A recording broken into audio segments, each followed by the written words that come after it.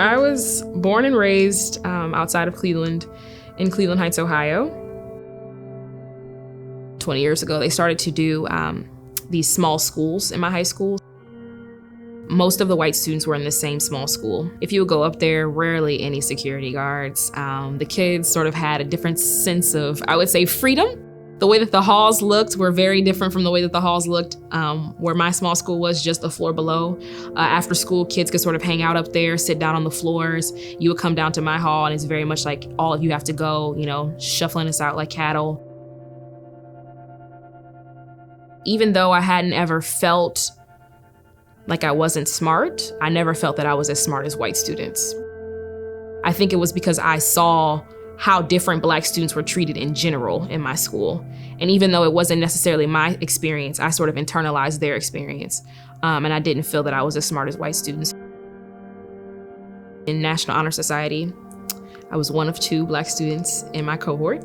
And I was the only Black female, which, that intersection of Blackness and womanhood is a very hard space to occupy, especially in places of achievement or in places where, I feel like I have to prove why I'm there. And I always felt like I had to do that, especially with National Honor Society. I used to go home and actually cry to my mother after every meeting because I never felt like I fit in.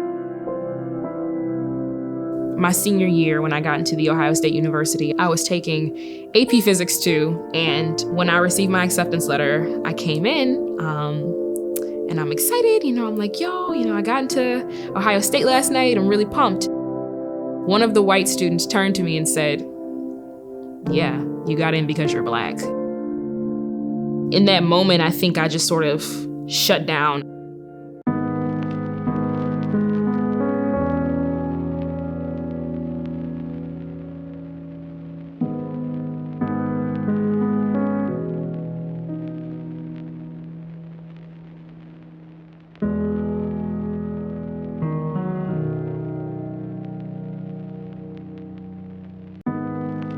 In middle school, there were things that really scared me about being Black and navigating a space where I'm one of few.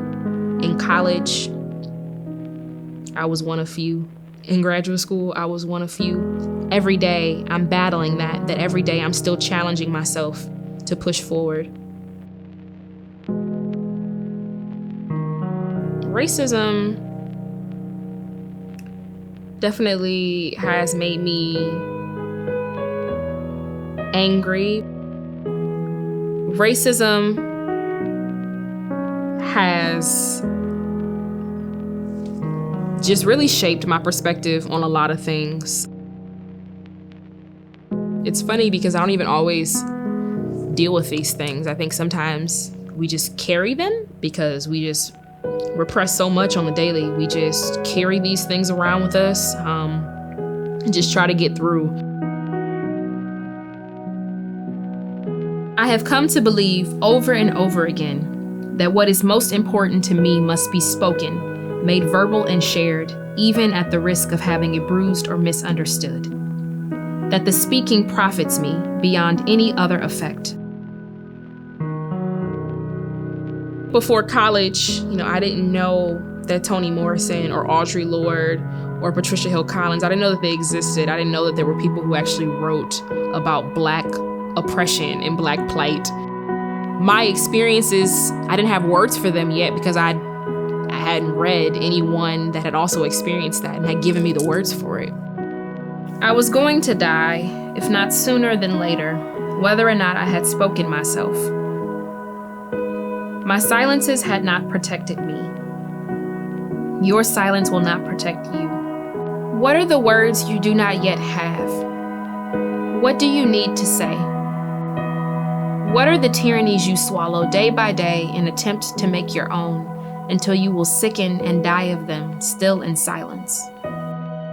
Even though the books aren't necessarily alive, they still provide a form of community because, again, you're experiencing something with someone else through that. The women who sustained me through that period were Black and white, old and young, lesbian, bisexual, and heterosexual, and we all shared a war against the tyrannies of silence.